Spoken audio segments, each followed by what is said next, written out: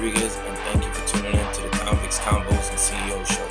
Today I'm just going to be talking about myself a little bit so that way you guys can know who I am and my background and where I come from. So let's just jump right into it. Well, I'm going to start off by saying my name again. It's Kevin Rodriguez. I was born and raised in Bristol, Connecticut. I grew up in the projects, known as Davis Drive, better yet known as Doo-Wop. That's what we called it since the early 2000s, late 90s. I got into some trouble when I was 11 years old with the law. That's basically the first time I got locked up. Been in the system since then. I'm 38 years old now. I've been home 7 years.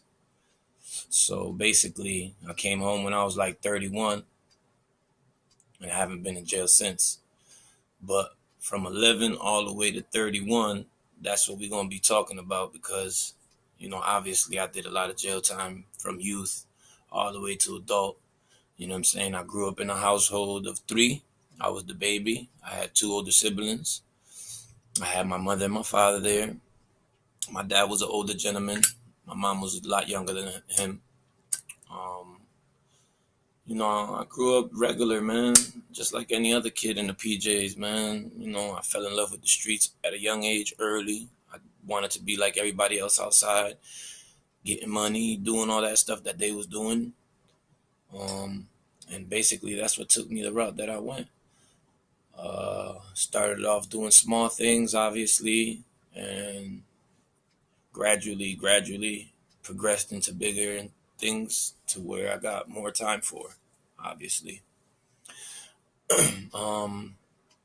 My dad passed away in 2006 when I was serving a 3.5-year sentence. My mom's still kicking. My rock, she's still around. I got married. I have a beautiful son, 2-year-old son with my wife. And we also have previous kids from previous relationships. So altogether we have 6 beautiful children. We have 2 19-year-olds, an 18-year-old, a 15-year-old, a 9-year-old, and a 2-year-old.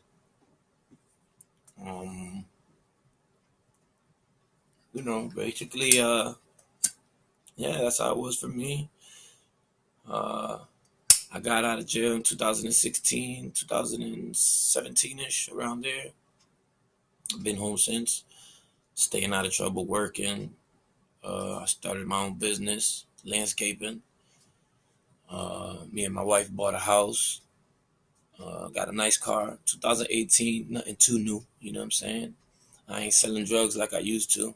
That's another thing I used to do that I was going to jail for, basically, is getting arrested a lot. But yeah, man, there's so much things to life more than just in and out of jail, in and out of institutions, you know what I'm saying? Because the way I was going, it was definitely going to keep being that way. It was in and out, in and out. That's all I knew. I'm still institutionalized. I have PTSD. I have a bunch of things that's wrong with me due to the fact that I got locked up at a very young age and I was locked away from my mom and my dad and my brothers basically all my life, damn near. But yeah, other than that, man, everything's been good, thank God we have all this now.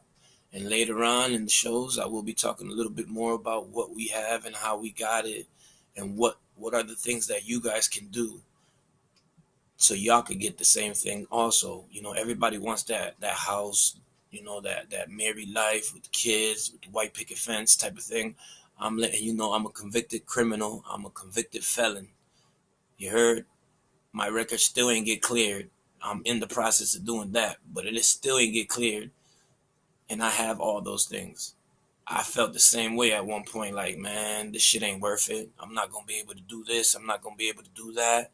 These jobs are just going to keep denying me because of my record. You know what I'm saying? Like, so what other choices did I have? You know what I'm saying? I always thought of it like that. Like, I might as well just go back to the streets and start hustling. There's nothing else for me to do. But being out here for these years now, staying out of trouble, taught me to see that there is more to this life than just selling drugs and trying to have a good run before you go back in. You heard? You could do things the legal way. You could do a hustle the legal way. Landscaping was a hustle for me, and it was just legal. That's all. Feel me? I'm getting to the bag just legal now. Instead of illegal, I'm getting into it legal now. It's all there. The tools, everything is all right there in front of you, man. I promise you. You just gotta open your eyes and look. Things are so possible if you put your mind to it. I never thought that before until I started really like putting it into play right now for myself. And that's how I've been accomplishing what I have now in life. And not for nothing, I'll tell you one thing for those guys out there that don't like to admit it or not. But the only reason why I got everything I got right now is because of my wife. She done held me down through a lot of things, and a lot of times that I wanted to give up, and I actually was giving up. She didn't let me. She didn't allow me to. So with that being said, I gotta give it to those females out there that really hold their guy down, that really sits there and struggles with their other, you know what I'm saying? Just so that way he don't give up on himself and on y'all, because ultimately he's giving up on his family too if he gives up on himself. So, I just want y'all to realize, like, it's capable of happening, man. Like, there's so many possibilities out there, man. The possibilities are endless. And I also want to talk on here about, the unfairness in the prisons out here in Connecticut, uh, the treatments that we get in there, the way the COs treat us like we're shit, we're not worth anything. I was in there, COs stepping on my mattress, on my pillowcases where I sleep at, with shit on the bottom of their shoes and everything like that. Like, yeah, things like that, where they're pouring water on my mattress, all of that. You know what I'm saying? I done seen a lot in there. The medical, it takes a year to go see the doctor. Like, how does it take a year to go see the doctor? You know what I'm saying? Like, so many things in there are so messed up and nobody's shedding light on it. It's sad, man. I was in there one time, and I'll be talking about this in one of my podcasts, but I was in there this one time. This kid threw himself out the third balcony. That shit wasn't in the news. He died. This shit wasn't in the news at all. What they did was they gave everybody's ID color coordinated so that way they could know which building you from, because he ran into some other building he wasn't even supposed to be in to throw himself off that third balcony. You feel me?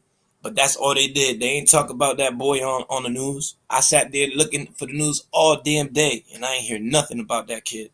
But that's the reality we living in once you incarcerated out here, at least. You know what I'm saying?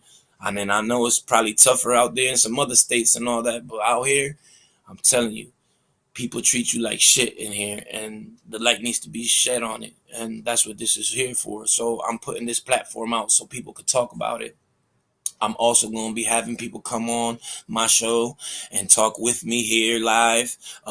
Some of them might not be live. Some of them might be recorded or whatnot, but I will be having people. If you guys have any suggestions, if there's anything you guys want to talk about, any topics or anything, please, like I said, hit that like, follow, and subscribe, and hit me up in the comments, and I'll answer any questions you guys have. Anything. Please feel free to hit me up. I love y'all. Stay tuned. I will be talking more. Thanks. Peace.